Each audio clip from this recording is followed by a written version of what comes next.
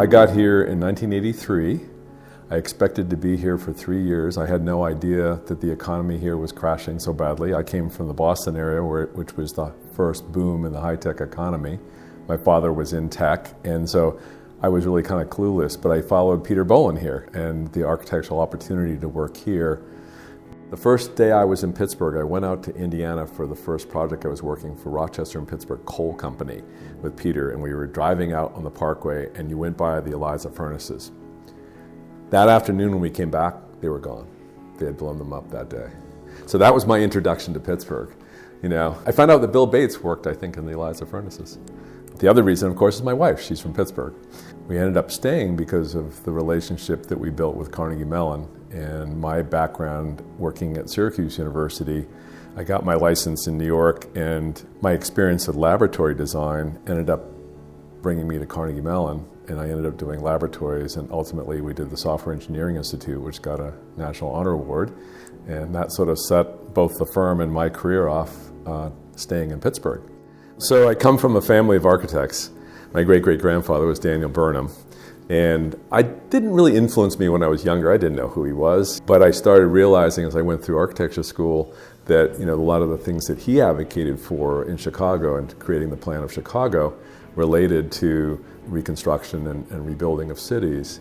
So that had an influence. At the same time, and I think these things, you can see these parallels that keep going through your career, when I started to interview seriously about going to architecture school, but I also noticed as a young kid, this might have been 9th, 10th grade, going to Boston with my parents, and we were going through Roxbury, and urban renewal was happening. And there was all these headlines in the paper about the destruction of these neighborhoods to create I-95 was supposed to come right up through Boston, and they stopped it.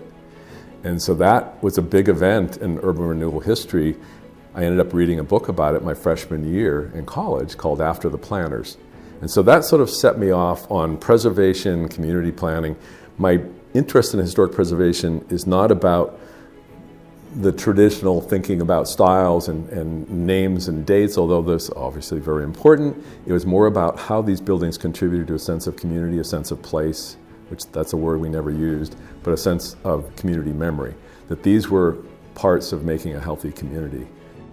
Well, I wrote a letter, and I was just thinking about what that letter was, to the AIA. I didn't know anybody, and I was 26 years old, and I wrote a letter complaining about the AIA was not involved in the advocacy around historic preservation in the cultural district, which wasn't there at that point. This was the beginning of it under Senator Hines. So my letter was responded to, and they invited me to join the board. So if you're going to be mouthing off about it, why don't you join us? The most memorable thing about that is the first person I met was David Lewis, Uncle David. And he encouraged me to keep my voice up. And I remember he gave a speech. He was leaving the board at that time, and he made a really passionate speech about how we need to stay involved in this. And of course that led to Remaking Cities. I think I might have been the youngest president of the AIA at that point. Most of, it was older and white. And there were a couple of women. I remember Maureen Gutman and Karen Loyson. But I got the sense that we were promoting our profession, but not our field, our discipline. And that we needed to be more engaged in the community like David Lewis was. So that set me off on some advocacy for 4th Avenue here, trying to we created an historic resources committee locally at the AIA to try to get that going. And then when I became president in 1992, I made it my mission to reach out to every community and allied organization that I could think of, whether it's the engineers or the planners or the CDCs, to allow folks to know that we were there. A lot of people didn't know what architects do, and they didn't know the AIA, so I felt that that's something that I could contribute to try to make that more visible through my community activities. When we talk about advocacy, I think one of the things I sort of figured out is that there's soft advocacy and there's hard advocacy. You can be an insider, where you get close to power in government and institutions and corporations, and you can have influence that way. And there are a number of architects in this town that did a great job of that. Don Carter comes to mind. Fantastic ability to make architects visible in large civic discussions, whether it's Fifth and Forbes, or things like that. And then the other side of it is what I call the cage rattlers. These are the people who are passionate but recognize that sometimes with that Overton window you have to push a little harder and you have to speak from the grassroots. I think coming up through Bolin Swinski Jackson and working with Peter Bolin, both at Syracuse when we hired him he was my client essentially doing a law school there. But one of the things that I saw was this, I wouldn't call it a tension, but a difference of focus on community-based design advocacy and design collaboration. And then you have these institutional players like Carnegie Mellon and Pitt that are doing incredibly important economic development projects that have buildings associated with them. So the Software Engineering Institute being the prime example. Do I want to work on these complex lab buildings, or do I want to work on a rehab of an old warehouse, right? And which one is going to contribute to the community and to my interest as an architect in design? I think finding the mix of those things has made my work richer, because I'm always starting with what happened at that site. What happened 100 years ago at that site? And so using that and understanding the history of that place and its role, even if it's a new building like Gateway Station, you have to start with understanding the natural and the human history in those sites. One way is I always embed myself in my projects. I take on my client's persona. I want to be part of their group. I want to participate. I don't want to just observe. And so the way that started actually was the History Center. The History Center was born out of a group of archaeologists and historians up in Oakland in the 1980s. And I kept with it and stayed involved, and then ended up getting the commission for the center for Bolin Swinski Jackson, where the Meadowcroft Rock Shelter was. And I met Dr. Ed Evisio, a Pitt archaeologist that as a young archaeologist had discovered through new technologies, ironically, the first use of a computer at an archaeological site.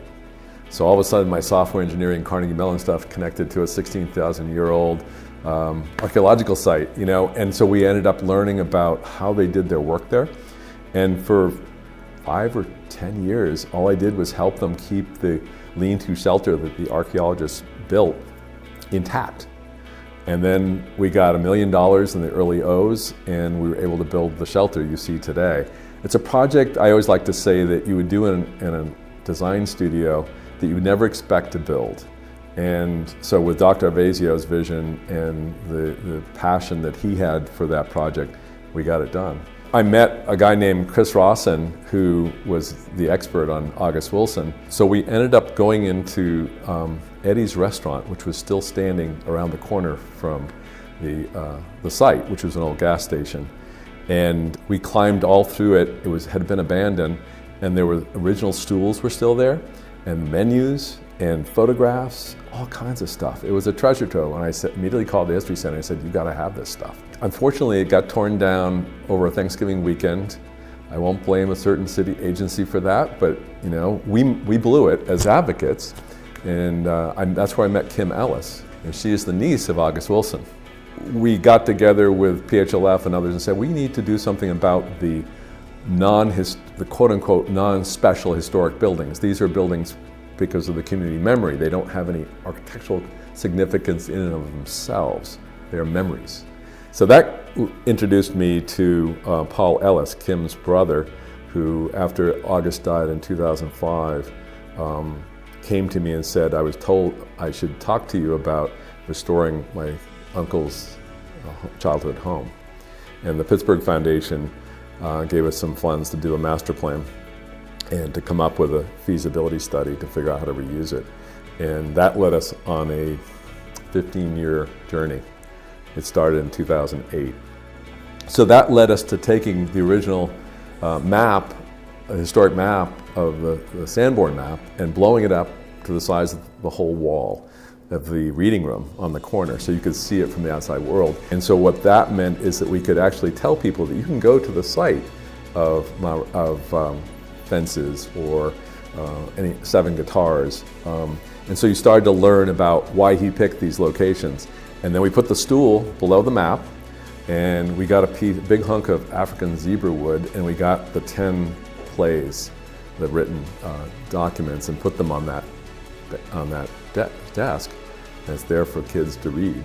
And so it was a way to expose people. The other thing about that building is that we designed a glass corner to sort of make it feel like a diner, right? The idea that this is a corner place that you would hang out within the library. You can find whatever area of interest that made you want to become an architect, there's probably a role in advocacy. So the kinds of advocacy that you choose, you may decide, I want to get involved. I want to get involved in the planning commission or run for council. I'd like to see more architects get more politically involved.